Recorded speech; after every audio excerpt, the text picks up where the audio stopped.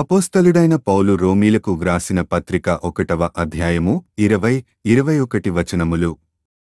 మరియు వారు దేవుని నెరిగియు ఆయనను దేవునిగా మహిమపరచలేదు, కృతజ్ఞతాస్తుతులు చెల్లింపనులేదుగాని తమ వాదములయందు వ్యర్థులైరి. వారి అవివేక హృదయము అంధకారమయమైను, తాము జ్ఞానులమని చెప్పుకొనుచు బుద్ధిహీనులైరి.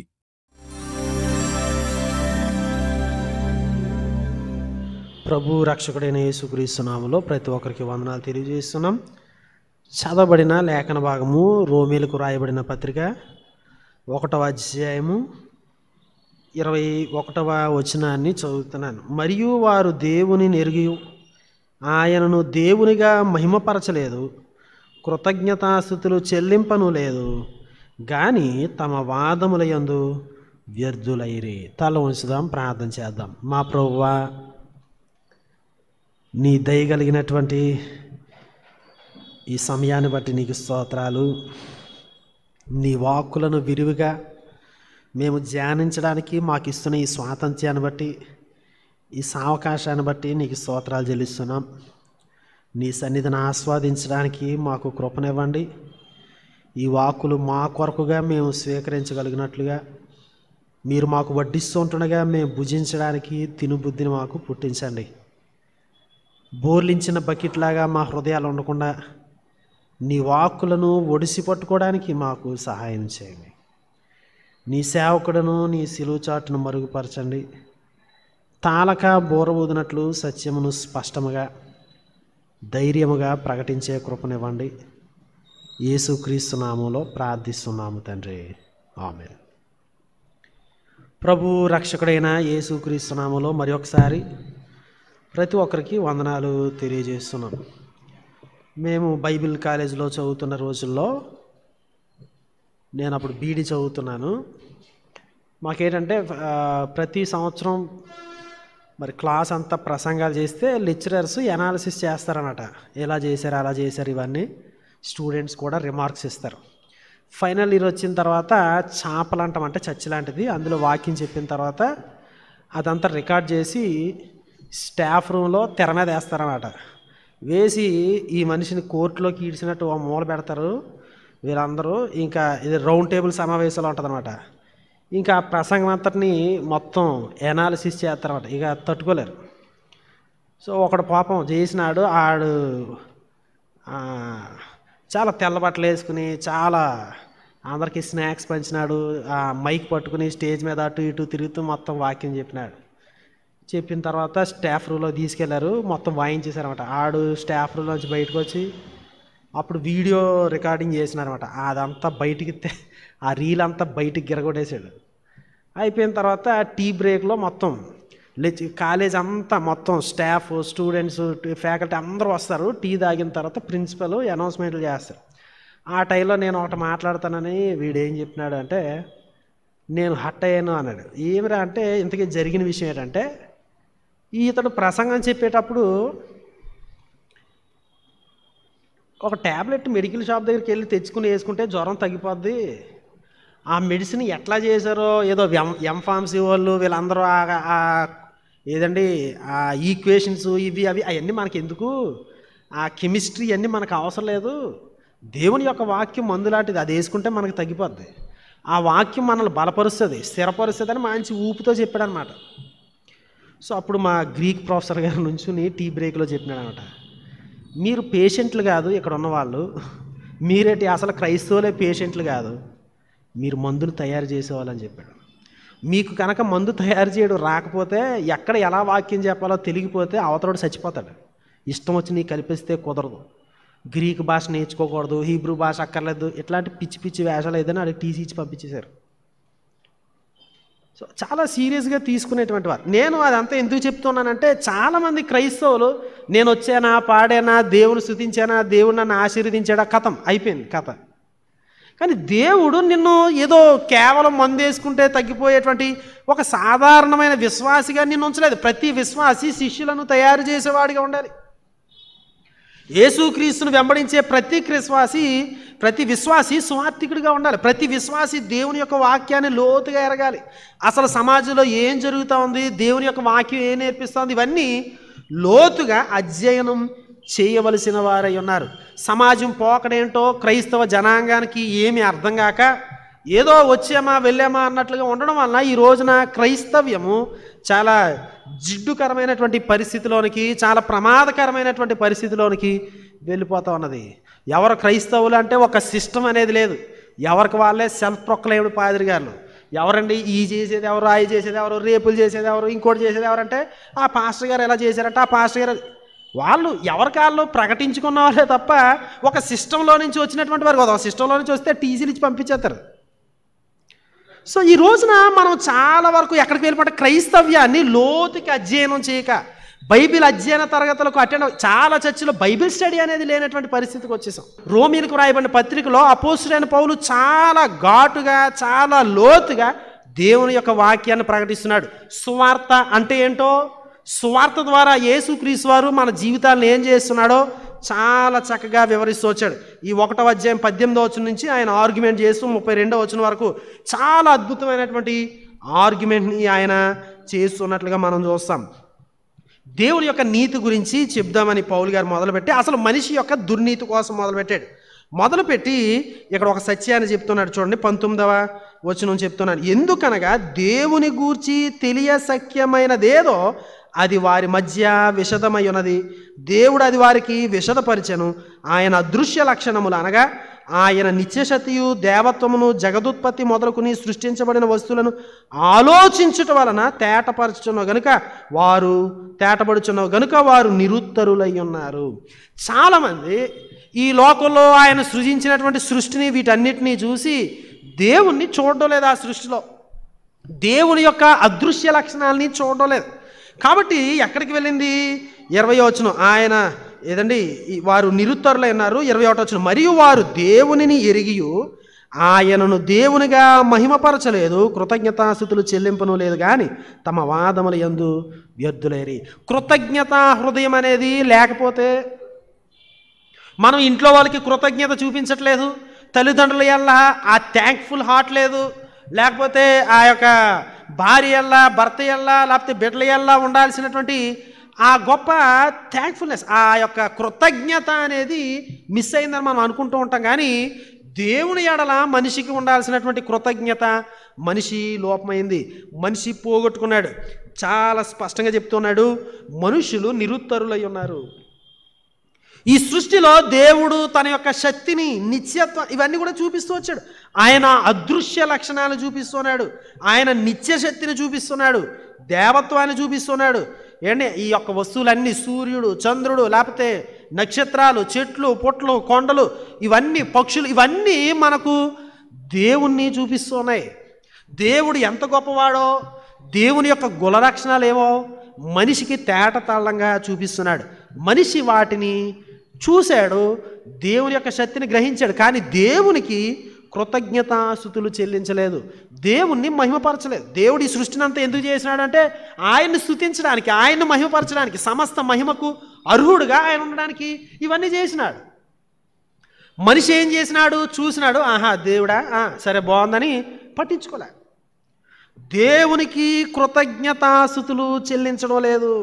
కృతజ్ఞతను ఎక్కడ నేర్చుకోవాలంటే ప్రకృతిని చూసినప్పుడు మనము కృతజ్ఞతను నేర్చుకోవాలి. దేవుడు ఎంత గొప్పవాడో అర్థం చేసుకుని, ప్రభువా ఈ సృష్టిని మా కొరకు ఇంత చక్కగా చేసినావా, నువ్వు ఎంత తోడువా అంత తోడువా అని మన యొక్క హృదయాలు ఉప్పొంగాలి, మనం కీర్తించగలగాలి. కానీ మనిషి కావాలని ఏదండి దేవునికి మహిమపరచడం లేదు, కృతజ్ఞతాస్తుతులు చెల్లించడం లేదు, పైపెచ్చు ఏవేవో వాగుతూ ఉన్నారు. కనుక దేవుడు ఏం చేశాడో చాలా ఘాటుగా 22వ వచనం నుంచి చదువుతున్నాను. చూడండి, మన సమాజం ఎందుకు ఈ విధంగా ఉన్నది అంటే ఇక్కడ మనకి చాలా స్పష్టంగా చూపిస్తూ వచ్చాడు. బైబిల్లో ఉన్న వారందరూ కూడా తెరవాలని మనం చేస్తున్నాం. 22వ వచనం, వారి అవివేక హృదయము అంధకారమాయను, తాము జ్ఞానులమని చెప్పుకొనుచు బుద్ధిహీనులైరి. వారి యొక్క జ్ఞానం అంతా ఎందుకు పనికిరాని జ్ఞానంగా అయిపోయింది. దేవునికి కృతజ్ఞతాస్తుతులు చెల్లించకపోతే బుర్ర ఖరాబ్ అయిపోద్ది. దేవుని మహిమపరచకపోతే ఈ సృష్టిని చూసి మనం ఏం చేస్తున్నామో మనకు తెలియదు, ఎక్కడెక్కడికో వెళ్ళిపోతూ ఉంటాం. 23వ వచనం, వారు అక్షయుడగు దేవుని మహిమను క్షయమగు మనుష్యుల యొక్కయు పక్షుల యొక్కయు చతుష్పాద జంతువుల యొక్కయు పురుగుల యొక్కయు ప్రతిమా స్వరూపములుగా మార్చిరి. వారు దేవుని శక్తిని చూశారు, ఆ శక్తి అంతా నాదే అని తన్ను తాను దేవునిగా చేసుకున్నాడు. ఏదైనా తోటలో సర్పం ఇచ్చినటువంటి వాగ్దానం అదే, మీరు దేవుళ్ళై ఉంటారు, దేవతలై ఉంటారు అని చెప్పాడు. అప్పటి నుంచి మనిషికి అదే ఆశ ఉంది. ఈ సృష్టిని చూసాడు, ఇదంతా చూసినాడు, నేనే దేవుని అనుకున్నాడు. దేవుని యొక్క మహిమను, దేవునికి చెల్లించాల్సిన కృతజ్ఞతాస్తుతులను తోటి మనిషికి ఆల్మోస్ట్ ఏంటంటే తనకు తానే ఆపాదించుకుంటూ ఉన్నాడు. ఈ లోకంలో ఏది జరిగినా నా ఇష్టం, నా ఇష్టానుసారంగా నా జీవితం జరగాలి, దేవుడు ఎవరు అన్నట్లుగా బ్రతుకుతూ ఉన్నారు మనుషులైనా క్రైస్తవుడైనా ఎవరైనా. దేవునికంటూ ఒక చిత్తం ఉంటుంది, ఆయన ఇష్టానుసారంగా నడిపిస్తాడు అనేటువంటి అవగాహన లేదు. నేను అన్నట్టు ఎందుకు జరగదు, నా మాట ఎందుకు చెల్లదు, నేను ఎంతో జ్ఞానంతో ఇది చేశాను అన్నట్లుగా ఇది చేసుకుంటే దేవుడు వాళ్ళని వెర్రి వాళ్ళని చేసేసినాడు. ఏంటి మనుషులుగా అక్కడ తాగలేదు, దేవుడి ప్లేస్లో తన్ను తాను పెట్టుకున్నాడు. ఆ తర్వాత ఏం చేసినాడు, పక్షుల యొక్కయు చతుష్పాద జంతువుల యొక్కయు పురుగుల యొక్కయు ప్రతిమా స్వరూపములుగా మార్చేశారు. ఎందుకంటే జంతువులు మనం చెప్పిన మాట వింటాయి కనుక జంతువునే దేవుని చేస్తే నేనేం చెప్తే అదే. తోటి మానవుడు నాలాంటి వాడే కనుక నేనేం చెప్తే అదే, నేనే దేవుణ్ణి. దేవుడు నా గుప్పిట్లో ఉండాలి, దేవుడు నేను ఆడించినట్లు నాకు తలకాయ ఆడించాలి. అది చాలామంది మనుషుల యొక్క అవగాహన, ఈవెన్ క్రైస్తవుల యొక్క అవగాహన కూడా. మనం ప్రార్థన చేస్తే ఏదండి ఇంద్రలోకం ఇలా ఊగిపోతుందని చూపిస్తుంటారు చూడండి సినిమాల్లో, అట్లాగా దేవుడు పరలోక రాజ్యం ఊగిపోవాలనే రేంజ్లో మనం ఊహించుకుంటూ ఉంటాం. దేవుడు చాలా గొప్పవాడు. ఆయన యొక్క నిత్యశక్తిని మనుష్యుల యొక్కయు చతుష్పాద జంతువుల యొక్క ఏదైనా పక్షుల యొక్కయు పురుగుల యొక్కయు ప్రతిమా స్వరూపములుగా మార్చేశారు. ఇదంతా ఎందుకు జరిగింది? దేవుని యొక్క నిత్యశక్తిని చూచి ఆయనకు కృతజ్ఞతాస్తుతులు చెల్లించలేదు. దేవునికి కృతజ్ఞతాస్తుతులు చెల్లించకపోతే ఇంట్లో ఉన్న వాళ్ళని ఎప్రిషియేట్ చేయడం మానేయడమో, లేకపోతే ఇంట్లో వాళ్ళకి థ్యాంక్స్ చెప్పకపోవడమో, అవి కాదు పెద్ద సమస్యలు. పెద్ద సమస్య ఏంటంటే మైండ్ ఖరాబ్ అయిపోద్ది. దేవుని స్థానంలో మనల్ని మనం పెట్టుకుంటాం, వేరే ఏవో గ్యాడ్జెట్స్ని పెట్టుకుంటాం. మన గ్యాడ్జెట్సే మన దేవుళ్ళు, మన యొక్క ఆన్లైన్ గేమ్సే మన దేవుళ్ళు, మనం ఏది అనుకుంటే అదే మన యొక్క తలాంతులు మన దేవుళ్ళు, మన మ్యూజిక్ మన దేవుళ్ళు, మనమే దేవుళ్ళు. ఇంకంతే మనల్ని మనము ఆస్వాదించడము ప్రారంభిస్తాం. అది ఎక్కడితో ఆగిందండి? 24 వచనం చూడండి. ఈ హేతువు చేత వారు దేవునిని మహిమపరచకుండా, దేవునికి కృతజ్ఞతాస్తుతులు చెల్లించకుండా ఉండడం వల్ల ఏం జరిగింది? వారు తమ హృదయముల దురాశలను అనుసరించి తమ శరీరములను పరస్పరము అవమానపరుచుకున్నట్లు దేవుడు వారిని అపవిత్రతకు అప్పగించాను. అటు వారు దేవుని సత్యమును అసత్యమునకు మార్చి సృష్టికర్తకు ప్రతిగా సృష్టమును పూజించి సేవించిరి. యుగ యుగముల వరకు ఆయన స్తోత్రార్హుడై ఉన్నాడు. ఆమేన్.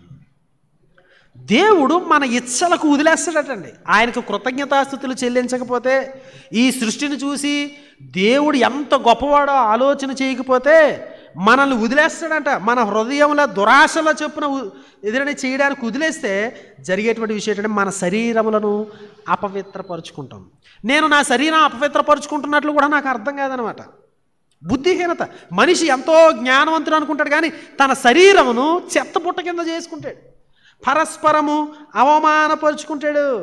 సృష్టికి ప్రతిగా సృష్టాన్ని పూజించడం ప్రారంభిస్తాడు. తనకు బదులుగా ఏంటంటే ఈ రోజున పార్నోగ్రఫికల్ ప్రాబ్లం ఏంటది? పార్నోగ్రఫీ యొక్క సమస్య ఏంటి? అవతల వారి యొక్క శరీరాన్ని పూజించడం, అది వాటి కొరకు జీవితాన్ని తాకట్టు పెట్టుకోవడం. ఈ రోజున జరుగుతున్నటువంటి విచారకరమైనటువంటి విషయాలు సొసైటీలో ఎందుకు జరుగుతూ ఉన్నాయి? మీడియా యొక్క ఫ్రీడమ్ కొరకు ఇంకో దాని కొరకు ఆర్గ్యూ చేస్తున్నా కానీ ఎథికల్గా అసలు దేశం ఎక్కడికి వెళ్తూ ఉంది? అక్కడతో ఆగలేదండి. దేవుడు వారిని అక్కడ తాగలేదు. అందువలన 26 వచనం చూడండి. దేవుడు తుచ్చమైన అభిలాషలకు వారిని అప్పగించింది. ఇప్పుడు వీళ్ళు సృష్టిని పూజించడం ప్రారంభించారు. సృష్టికర్తకు ప్రతిగా సృష్టమును పూజించడం ప్రారంభించారు. తోటి మనిషి యొక్క శరీరాన్ని పూజిస్తున్నారు, తోటి మనిషి యొక్క జ్ఞానాన్ని ఆస్వాదిస్తున్నారు. అయ్య బాబా ఈయన ఎంతటోడు అంతటోడని ఒక మనిషినే పూజిస్తున్నారు. ఒక మనిషికి విలువిస్తున్నట్లుగా దేవునికి విలువ ఇవ్వడం మానేశారు. దేవుడు ఏం చేసినాడు చూడండి 26 వచనం. అందువల్ల దేవుడు తుచ్చమైన అభిలాషకు వారిని అప్పగించను. వారు స్త్రీలు సైతము స్వాభావికమైన ధర్మమును విడిచి స్వాభావిక విరుద్ధమైన ధర్మమును అనుసరించిరి. అటువలే పురుషులు కూడా స్త్రీ యొక్క స్వాభావికమైన ధర్మమును విడిచి పురుషులతో పురుషులు అవాచ్యమైనది చేయుచు తమ తప్పిదములకు తగిన ప్రతిఫలము పొందుచు ఒకరి ఎడల ఒకరు కామతప్తులైరి. నో వండర్ ఈరోజు ప్రపంచం ఎట్లా ఉందంటే ఏంటి మన దేశం చాలా ఇది అనుకుంటాం. మొన్న ఏది యాక్సిస్ బ్యాంక్ వాళ్ళు ఎవరో ఏంటంటే సేమ్ సెక్స్ మ్యారేజ్ వాళ్ళకి బ్యాంకు జాయింట్ అకౌంట్ ఇవ్వడానికి వాళ్ళు ఒప్పుకున్నారు ఈ వారంలో. ఎక్కడ పోతా ఉంది? ఎందుకు ఇట్లా జరుగుతూ ఉంది? వారు స్త్రీలు సైతము స్వాభావిక ధర్మాన్ని వదిలిపెట్టి స్త్రీలు వివాహం చేసుకున్నారు, పురుషులు వివాహం చేసుకున్నారు. వారు ఒకరి ఎడల ఒకరు కామతప్తులై తమ తప్పిదములకు తగిన ప్రతిఫలము పొందుచు ఇష్టానుసారంగా జీవిస్తున్నారు. కారణం ఏంటి?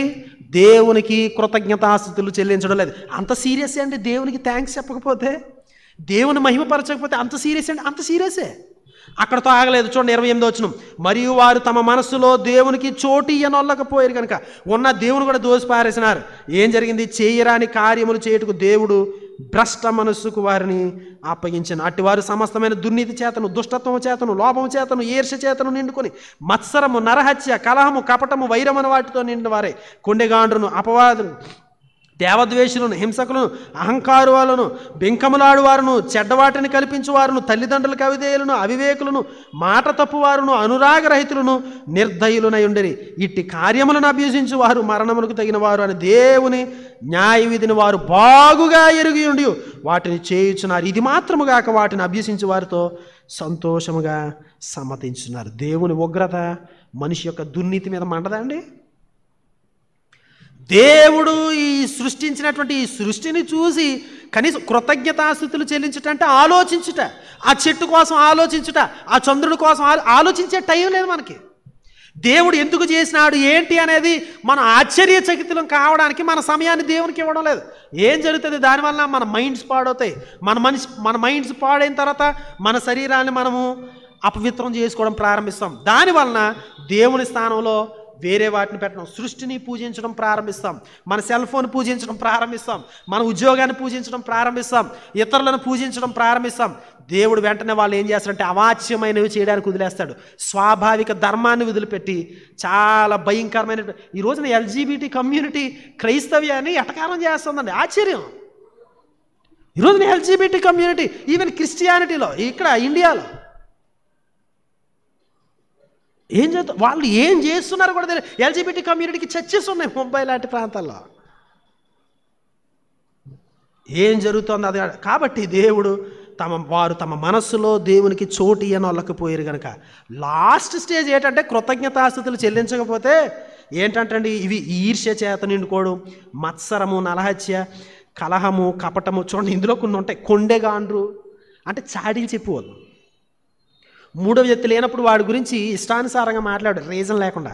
అది ఎక్కడి నుంచి వస్తుంది అనుకున్నారు? దేవునికి కృతజ్ఞతాస్తుతి చెల్లించకపోతే మన హృదయాలు సృష్టాన్ని పూజిస్తూ ఉంటే అవాచ్యమైనది చేయడానికి దేవుడు నిన్ను భ్రష్ట మనసుకు అప్పగిస్తే చివరికి వచ్చేటువంటి రిజల్ట్ అది ఏది? కొండెగాండ్రుగా ఉండడం. కొండెగాండ్రుగా నేరుగా అయిపోరు. అంటే ఈ ప్రాసెస్ అంతా మన యొక్క జీన్స్లో ఉందన్నమాట. అది పాపం యొక్క స్వభావం మనలో ఉందంటే మనలో ఎవ్వరం కూడా ఈ పైన చెప్పిన విషయాలు ఏమీ చేయలేమని కాదు. మనమందరం తగిన వాళ్ళమే. ఇంకేమన్నాడండి? అనురాగరహితులు, తల్లిదండ్రులకు అవిధేయులు. తల్లిదండ్రులకు అవిధేయులు అవుతున్నారంటే దానికి కారణం ఏమనుకున్నారు? ఫస్ట్ ప్లేస్లో వాళ్ళు దేవుల్ని పూజించేవారుగా లేరు. ఈరోజున తల్లిదండ్రులని వాళ్ళు తిడితే తిరిగి వెంటనే ఎదురు మాట మాట్లాడేటువంటి ఎంత అసహ్యకరమైన ఏంటి. చాలామంది పిల్లలు ఎదురు మాట చెప్పేటువంటి ధైర్యాన్ని చూపిస్తూ ఉన్నారు. ఎక్కడి నుంచి వస్తూ ఉంది వాళ్ళకి? వారు ఆల్రెడీ దేవుడికి బదులుగా ఏదో సృష్టాన్ని పూజిస్తూ ఉన్నారు. తల్లిదండ్రులు చూసుకోవట్లే.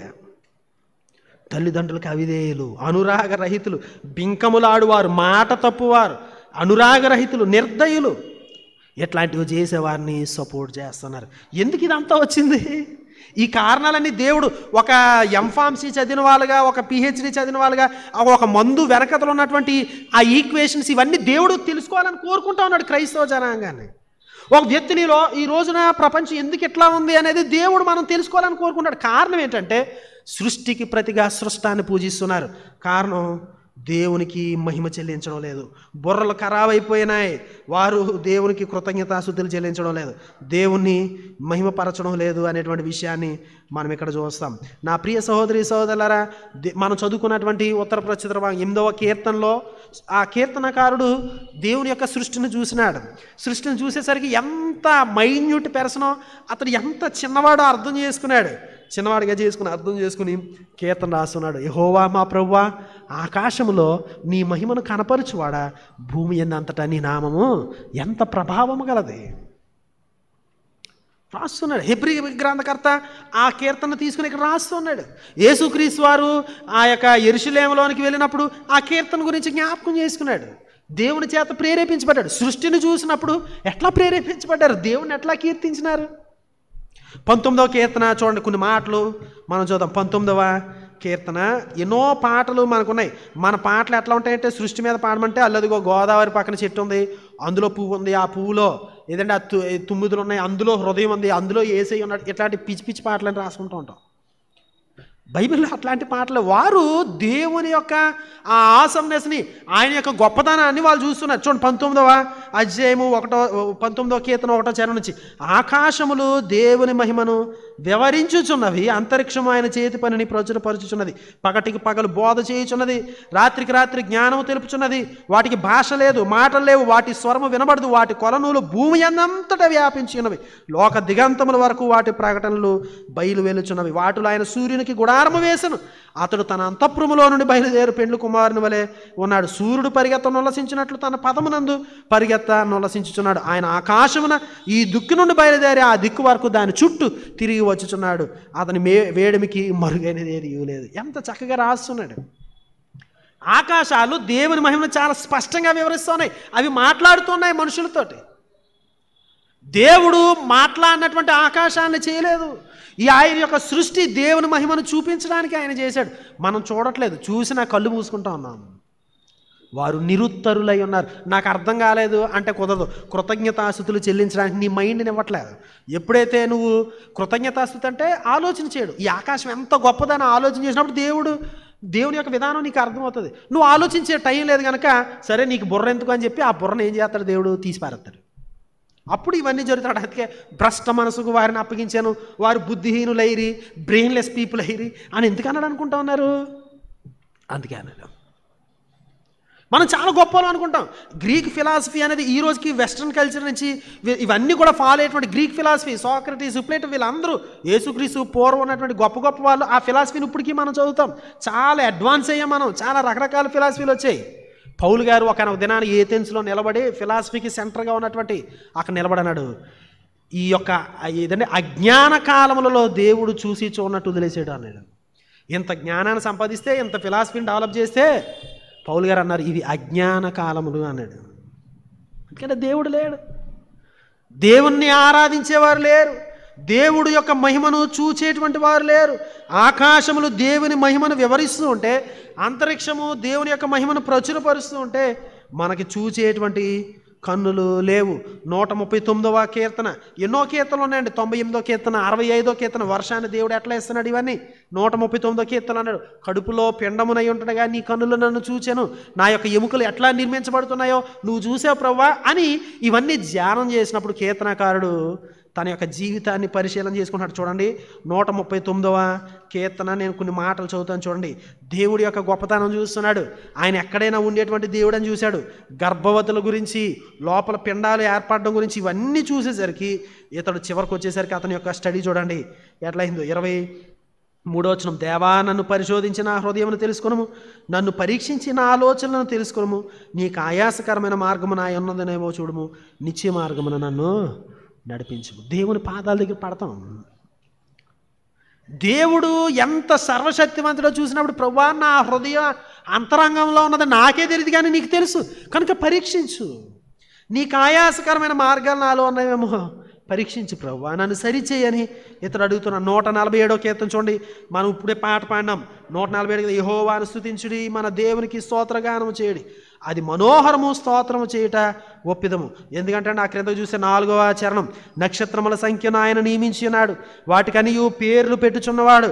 అంటే మన ప్రభువు గొప్పవాడు, అధిక శక్తి గలవాడు, ఆయన జ్ఞానమునకు మితి లేదు. ఇవన్నీ చెప్తున్నాడు. ఆయన నక్షత్రాలకి పేర్లు పెట్టేటువంటి వాడు. నక్షత్రాలు ఇన్ని ఉండాలి అని సంఖ్యను నియమించినటువంటి దేవుడు. అంత గొప్ప దేవుడు చూడండి ఇక్కడ అంటూ ఉన్నాడు. ఏదైనా 9వ చరణం, పశువులకును అరచుచుండు పిల్లకాకులకును ఆయన ఆహారం ఇచ్చువాడు, గుర్రముల బలము యందు ఆయన సంతోషించుడు. ఆయన ఇంత గొప్ప దేవుడు అని వీళ్ళు కీర్తిస్తూ ఉన్నారు. దేవుని యొక్క సృష్టిని గురించి మనం ఆలోచన చేసినప్పుడు దేవుని యొక్క వాక్యం దగ్గరికి మనం వస్తాం. ఈ కీర్తనలన్నీ చివరికి రాబడికి దేవుని యొక్క వాక్యంతోనే ముగించబడతాయి. 19వ కీర్తనైనా ఈ కీర్తనైనా ఏదైనా గమనించాలి. ఇక్కడ ఒకటే కాదండి, యోబు గ్రంథం చివరిలో చాలా విషయాలు వాళ్ళు సృష్టి గురించి ఆలోచన చేసినప్పుడు దేవుడే స్వయంగా మాట్లాడినాడు. ఏంటి ఎన్ని విషయాలు అడిగినాడో. అంటే దేవుణ్ణి మహిమపరచడానికి, దేవుని యొక్క గొప్పతనాన్ని ఆలోచించడానికి దేవుడే స్వయంగా యోబుని అడుగుతున్నాడు. చూడండి, యోబు గ్రంథము 38వ అధ్యాయము 39వ అధ్యాయంలో ఆయన ఈ విధంగా మాట్లాడుతున్నాడు. ఏదండి 40, 41 వీటన్నిటిలోనూ ఆయన మాట్లాడుతున్నాడు. చూడండి, కొన్ని మాటలు నేను చదువుతున్నాను. 5వ వచనం నుంచి 4వ వచనం చదువుతున్నాను. చూడండి, 38 యోబుని అడుగుతున్నాడు, నీకు తెలిసిన యెడల దానికి భూమి యొక్క పరిమాణమును నియమించిన వాడెవడో చెప్పు, దాని మీద పరిమాణపు అదండి కొల వేసిన వాడెవడో చెప్పు, దాని స్తంభల పాదులు దేనితో కట్టబడినవో చెప్పు, ఉదయ నక్షత్రములు ఏకముగా కూడిన వాడినప్పుడు దేవదూతలందరూ ఆనందించి జయధ్వనులు చేసినప్పుడు దాని మూలరాతిని వేసిన వాడెవడు. ఏంటి ఆయన ఎన్నో ప్రశ్నలు అడుగుతున్నాడు. దానికి సరిహద్దులు నియమించాడు. సముద్రానికి సరిహద్దులు నియమించినటువంటి వాడు. 39వ అధ్యాయం 1వ వచనం, అడవిలోని కొండ మేకలు ఈను కాలము నీకు తెలియనా, లేళ్ళు పిల్లలు వేయు కాలము గ్రహింపగలవా, అవి మోయు మాసములను నీవు లెక్క పెట్టగలవా, అవి ఈను కాలము ఎరుగుదువా. ఇవన్నీ మాట్లాడుతూ ఉన్నాడండి. అంటే దేవుడు ఎంత గొప్పవాడు. ఇవన్నీ ఆలోచించేసరికి యోబుకి బుర్ర పాడైపోయి, దేవా నువ్వు గొప్పవాడివి, నేనేమీ కాదని ఆయన పాదాల దగ్గర పడిపోయాడు. నా ప్రియ సహోదరి సహోదరులరా, దేవుడు ఈ సాయంకాల సమయంలో మాట్లాడుతాడు. యెషయా గ్రంథం 40వ అధ్యాయము 40వ వచనం నుంచి 55వ అధ్యాయం వరకు మనం చూసినట్లయితే చాలా ఆశ్చర్యకరమైన విషయాలు రాయబడ్డాయి. ఆయన తన పుడిసిటిలో సముద్రపు జలాల్ని బిగబట్టేవాడు అంటాడు. ఎవరితో ఆయనకి సాటి చేస్తారు? ఆయన జానతో మొత్తం భూమిని వీటన్నిటినీ కొలిచేటువంటి ఎవరితో నన్ను సాటి చేస్తారని ఆయన అడుగుతా ఉన్నాడు. పౌలు ఈ దినాన మనని ప్రశ్నిస్తున్నాడు. సృష్టికర్తకు ప్రతిగా సృష్టాన్ని పూజిస్తున్నావేమో. ఆ భయంకరమైనటువంటి ఉగ్రత దేవుడు చెయ్యి విడుదల పెడితే మనం తట్టుకోలేమండి. కృతజ్ఞతాస్తుతులు చెల్లించడం నేర్చుకుందాం. ఆకాశమును వీటన్నిటిని చూసినప్పుడు టైం తీసుకుందాం. దేవుడు ఎంత గొప్పవాడు. అందుకే మనకి పాడతాయండి కానుకల పాటలు, ఇవన్నీ చాలా మనం సిల్లిగా తీసుకుంటాం. మనకి చాలా చక్కటి పాటలు రాయబడ్డాయి. ఏదండి స్తుతియు మహిమయు నీకు అనే పాటలో చాలా కానుకల పాటలు ఫస్ట్ చరణంలో సృష్టి కోసం ఉంటుంది. ఏదండి పసిడి వర్ణపు టెండ భాగ్యధరలవాన విసరు మంచి గాలి విరియు పుష్పములు ప్రసరించు కోతలని చాలా చక్కగా ఉంటుంది. మనము ఎండ చితగూడేస్తున్నాయట్రా బాబు అని ఎండను తిట్టుకుంటామే తప్ప ఎండ మంచిగా కాసినప్పుడు మాత్రం ఆస్వాదించింది అప్పుడు దేవునికి ఏమి. వర్షాలు రావడం వల్ల పంట వచ్చిందని దేవుని స్తుతించాం, కానీ మనకి ఏదైనా గోతులు వచ్చినప్పుడు ఈ వర్షాల్లో ఇబ్బంది పడినప్పుడు అప్పుడు మొత్తం వర్షాన్ని తిట్టుకుంటూ ఉంటాం. దేవునికి కృతజ్ఞతాస్తుతులు చెల్లించిన వాడివి ఈ ప్రకృతిని తిట్టడానికి హక్కులే. దేవుడు మనిషి యొక్క బుర్రను ఖరాబు చేస్తాడు. నా ప్రియ సహోదరుడా సహోదరి, దేవునికి కృతజ్ఞతాస్తుతులు చెల్లించడం నేర్చుకుందాం. సృష్టిని చూసినప్పుడు ప్రభువా నీ గొప్పవాడివి, నిన్ను స్తుతిస్తున్నాం, నిన్ను కొనియాడుతున్నాం అని చెప్పడానికి టైం తీసుకున్నాం. రెండు తల ఉంచుదాం, ప్రార్థన చేద్దాం. మా ప్రభువా మా దేవా, సామాన్యులం, నీవు నరుని లక్ష్య పెట్టడానికి వాడు ఏపాటివాడు, నీవు నరపుత్రుని దర్శించడానికి వాడు ఏపాటివాడు. అయినా నువ్వు మమ్మల్ని గొప్పగా చేసావు ప్రభువా. ఈ సృష్టిని బట్టి నిన్ను కీర్తించడానికి, నీ అదృశ్య లక్షణాలను చూడగలగడానికి నువ్వు ఎంత అనంతమైన దేవుడివో, ఎంత సర్వశక్తి కలిగినటువంటి దేవుడివో, ఎంత బలవంతుడివో మేము గుర్తించి కూడా ఈ లోకపు రాజులను ఆశ్రయిస్తున్నాం, ఈ లోకంలో ఉన్న గొప్పవారిని పూజిస్తున్నాం, మా యొక్క టాలెంట్స్ని బట్టి మేము గర్విస్తున్నాం. మా చేతులు ఎత్తి నీకు నమస్కరించలేకపోతున్నాం, మమ్మల్ని క్షమించండి. ఇది ఎంత భయంకరమైనదో నీ లేఖనాల్లో నుండి మాకు సవివరంగా చూపించినందుకే స్తోత్రాలు. మాకు విధేయతను ప్రసాదించండి. నీ మహిమ ఎదుట సాగిలు పడడానికి, మాకు కాదు యెహోవా, మాకు కాదు, నీ నామానికి మహిమ కలగాలి అని మేము సాగిలు పడడానికి సహాయతను అనుగ్రహించమని వేడుకుంటున్నాం. భూమియు దాని సంపూర్ణతయు, లోకమును దాని నివాసులను యెహోవావే అనేటువంటి విషయాలను మేము గ్రహించడానికి, ఆలోచించడానికి, కృతజ్ఞతాస్తుతులతో మా నోరులు నింపబడ్డానికి, మా హృదయాలు నింపబడ్డానికి, మా ఊహలు నింపబడ్డానికి, మా ఆలోచనలు నింపబడ్డానికి మాకు సహాయతను అనుగ్రహించమని ప్రభువు రక్షకుడైన యేసుక్రీస్తు నామములో ప్రార్థిస్తున్నాం తండ్రి. ఆమేన్.